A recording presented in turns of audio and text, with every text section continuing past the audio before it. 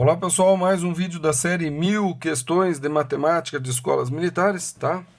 Dessa vez da SpaceX.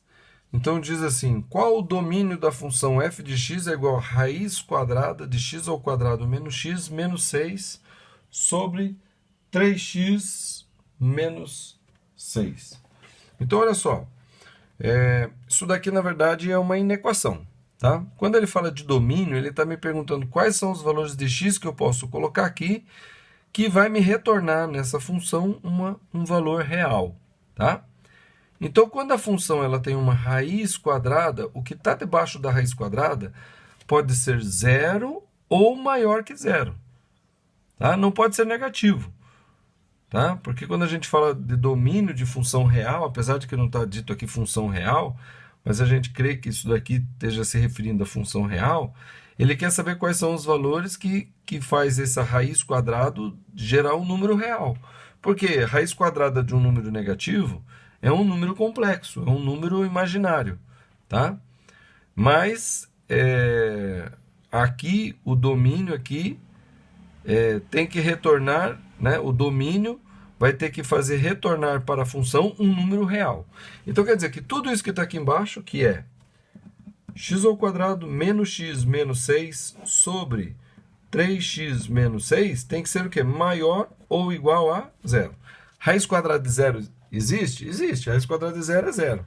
Então isso daqui de baixo também pode ser zero. O que não pode ser é negativo, tá? Aí você fala, mas tudo aqui pode ser zero? Não, o que está embaixo não pode ser zero, porque não existe divisão por zero. Tá bom? Mas o resultado da fração pode ser zero, que não tem problema nenhum. E como é que a gente vai fazer isso aqui? Então eu vou fazer assim, ó. Eu vou fazer o estudo do sinal da função que está em cima e o estudo do sinal da função que está embaixo. Eu gosto de resolver a equação do segundo grau com fatoração. Então essa x ao quadrado menos x menos 6, facilmente a gente consegue perceber que é uma multiplicação, né, de x mais ou menos alguma coisa vezes x mais ou menos outra coisa. Por que x? Porque o x ao quadrado, o coeficiente do x ao quadrado é 1. Então o x vezes x tem que dar o x ao quadrado. Agora eu tenho que pensar que dois números que eu coloco aqui, que quando eu multiplicar vai dar menos 6. Então quer dizer que para dar menos 6, um tem que ser positivo, outro tem que ser negativo. Tá bom? Só que a soma deles, porque eu vou fazer esse vezes esse, e esse daqui vezes esse aqui, e no final eles vão somar. A soma deles tem que dar o quê? Menos 1. Então quer dizer que eu facilmente consigo perceber aqui o 3 e o 2, né? Porque 3 vezes 2 dá 6, e 3 menos 2 dá 1, né? É só acertar o sinal. Então, menos 3 e mais 2. Ó. Menos 3 vezes mais 2 dá menos 6. E menos 3 com mais 2 dá menos 1, que é isso que está aqui. Ó. E embaixo, tá? Embaixo eu vou colocar o 3 em evidência, vai ficar assim, ó, 3 vezes x menos o que multiplicado por 3 dá 6? 2. Tá? Então tudo isso daqui tem que ser o quê? Maior ou igual a zero. Então agora eu vou fazer o estudo do sinal desse e desse aqui. E vou dividir os sinais para ver quais são os valores de x que faz isso daqui ser maior ou igual a zero. Então, vou começar pelo x menos 3. Então, tá aqui, ó. X menos 3. Qual o valor que eu ponho no lugar do x que faz isso aqui ser zero? Fácil, né? 3. 3 menos 3 dá zero. Então, vou colocar o 3 aqui, ó. Vou colocar o 3 aqui, ó. Então, isso daqui desenha um gráfico no plano cartesiano, né? Crescente, porque o que está acompanhando o x é positivo. Então, ela vai ser um gráfico assim, ó, crescente assim. Isso significa que todo valor de x maior que 3 vai fazer essa função ser positiva. E todo valor de x menor que 3 vai fazer essa função ser negativa, porque está para baixo do eixo. Ó. Menos, menos, menos. Tá bom? Terminei o estudo do sinal. Agora eu vou fazer o estudo do sinal dessa daqui, x mais 2. Qual o valor de x... Né? Que valor que eu ponho no lugar do x? Que x mais 2 vai ser igual a zero. Menos 2. Então, eu vou colocar aqui, ó, menos 2 aqui. Tá? O que acompanha o x é positivo, então essa função também é crescente. Ou seja, à direita do menos 2, essa função aqui adquire valores positivos. E à esquerda do menos 2, isso aqui adquire valores negativos, ok? Tá, agora eu vou fazer o estudo do x menos 2. X menos 2. Qual o valor que eu ponho no lugar do x, que vai fazer x menos 2 ser igual a zero? 2. Então, vou colocar o 2 aqui no meio, aqui, ó. 2. Tá? O que acompanha o x é positivo, então isso aqui também tem uma inclinação crescente. À direita do 2, essa função aqui vai dar valores positivos. E à esquerda do 2, essa função vai dar valores negativos. Certo?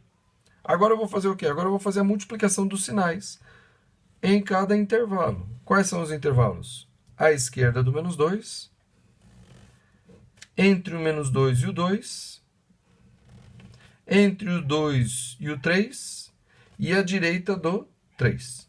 Tá? E para isso eu vou colocar aqui o estudo do sinal, né? Então, o sinal do de cima vezes o sinal do outro de cima dividido pelo sinal do de baixo.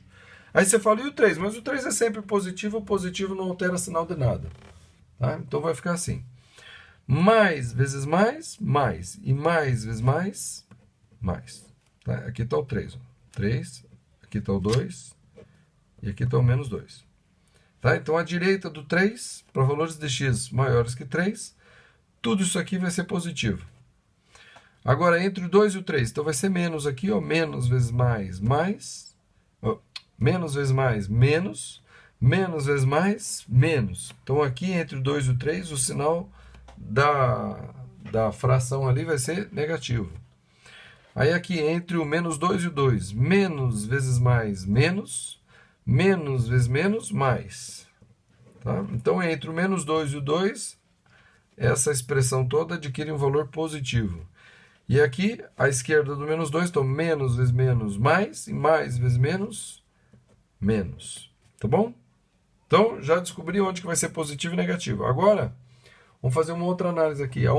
Quais são os valores de x que vai fazer isso aqui ser zero? Então, se isso daqui de cima for zero, zero vezes qualquer coisa é zero. E zero dividido por qualquer número que não seja zero, dá zero.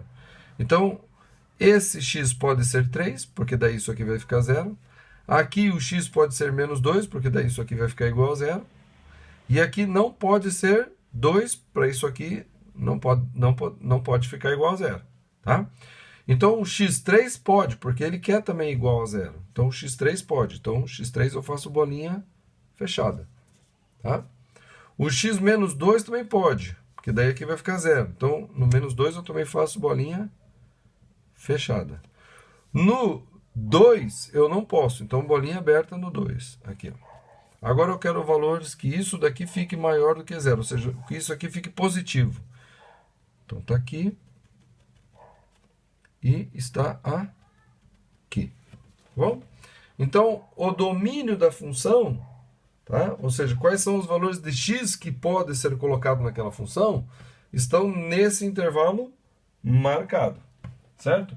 E como é que a gente expressa isso aqui? Bom, eu posso expressar de duas formas, né? Posso expressar através de conjunto, assim, de chaves, né? Que a gente chama isso aqui, esqueci o nome. A gente descreve, né? Como é que é? Então, x pertencente aos reais, tal que...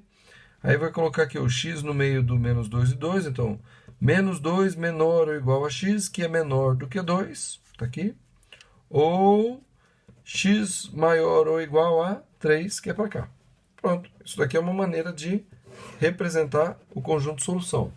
Mas eu também posso representar isso aqui através de intervalo, né? Então, entre o menos 2 e o 2, então eu coloco assim, ó, fechado aqui e aberto aqui. Então vai ficar assim, ó, do menos 2 até o 2, assim, ó. Então, incluindo o menos 2 e excluindo o 2, união com do 3, incluindo o 3, ó. Incluindo o 3, então é um colchete fechado, até o mais infinito. Só que como o mais infinito não é definido, a gente só coloca o parênteses como se tivesse aberto, tá? Porque o mais infinito não é definido. Então esse é o intervalo. Aí você pode perguntar assim, mas por que você pôs ou e não interseção? Porque esse conjunto aqui não tem interseção com esse. Interseção quer dizer que o valor de x teria que estar aqui e aqui. Mas o x não pode estar aqui e aqui ao mesmo tempo. Ou ele está aqui, ou ele está lá.